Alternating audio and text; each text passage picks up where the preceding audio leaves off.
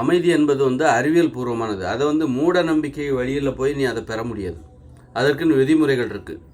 இப்போ வந்து தியானம் பண்ணால் அமைதி கிடைக்குமா, அல்லது நிறைய கடவுள் நம்பிக்கைகளை மனசில் வச்சுக்கிட்டு அவங்க அமைதியும் தேடுறாங்க. கடவுள் நம்பிக்கை, மூட நம்பிக்கை உடையவர்கள் இந்த தியானத்தின் மூலமாக அமைதியை பெறுவார்கள் தற்காலிகமாக. அது ஒன்றும் நிரந்தரம் கிடையாது. இன்றைக்கி அமைதி வேணும்னா நீ இன்றைக்கி தியானம் பண்ணணும், நாளைக்கு அமைதி வேணும்னா நாளைக்கு தியானம் பண்ணணும். இது வந்து யாருக்கு அப்படின்னா மூட நம்பிக்கை உடையவர்களுக்கு. ஆனால் நிரந்தரமான வழி இருக்குது, வேறு வழி இருக்குது. அமைதியை பெறுவதற்கு வேறு வழி இருக்குது. நீ வெளிப்படையாக பேசணும், நேர்மையாக இருக்கணும், அது மாதிரி உறவுகளுக்கு முக்கியத்துவம் கொடுக்கணும். வெளிப்படையாக பேசணுன்னா பேசுவதற்கு உனக்கு யார் தேவை? வெளிப்படையாக பேசுனா மனசு அமைதி அடையும். அப்போ வெளிப்படையாக பேசுவதற்கு உனக்கு என்ன தேவை? உறவுமுறை தேவை.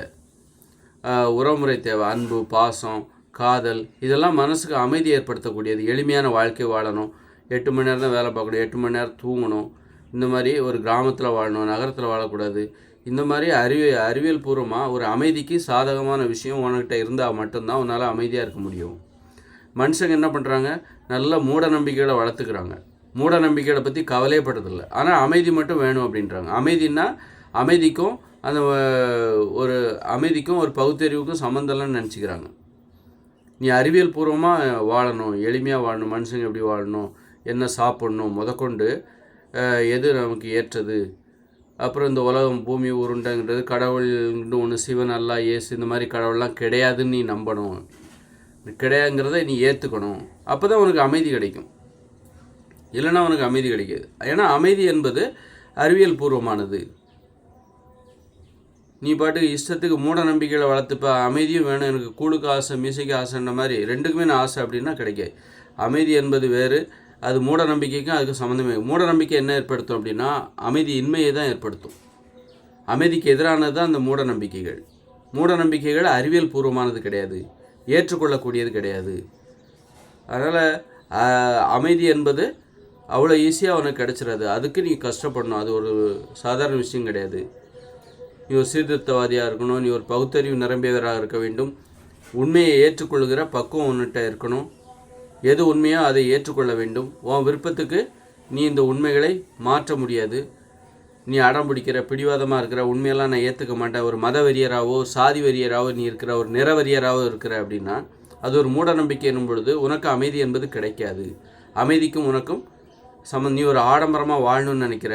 ஆடம்பரம் என்பது ஒரு மூட நம்பிக்கை. அறிவியல் பூர்வமானது உனக்கு எளிமையாக வாழணும், அப்போ தான் உனக்கு வந்து அமைதி கிடைக்கும். நான் ஆடம்பரமாகவும் வாழ்வேன், என்கிட்ட நிறைய மூட நம்பிக்கைகளும் இருக்கும், அப்போ அமைதியாகவும் வாழணும்னு நீ நினச்சா அதற்கு ஒரு வழி இருக்குது, தியானம் பண்ணு. உனக்கு அமைதி என்பது தியானத்தின் மூலமாக தான் கிடைக்குமே தவிர இப்போ ஒவ்வொரு நாளையும் தியானம் பண்ணணும். தியானம் பண்ணவங்க எல்லாரும் அவங்களுடைய வரலாறு எடுத்து பார்த்தா இவர் நல்லா தியானம் பண்ணார், சின்ன வயசில் இறந்து போகிறார். அதனால் உடல் ஆரோக்கியத்துக்கு அதுக்கும் சம்மந்தம் கிடையாது.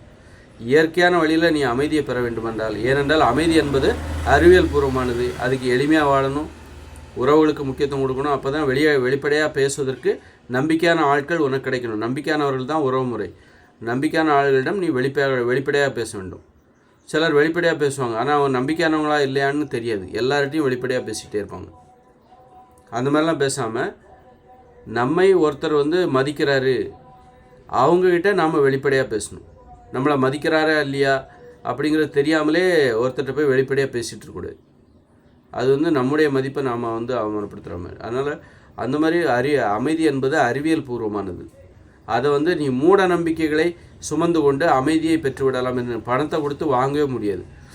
மூட நம்பிக்கைகளை வைத்து அந்த அமைதியை நீ நெருங்கவே முடியாது.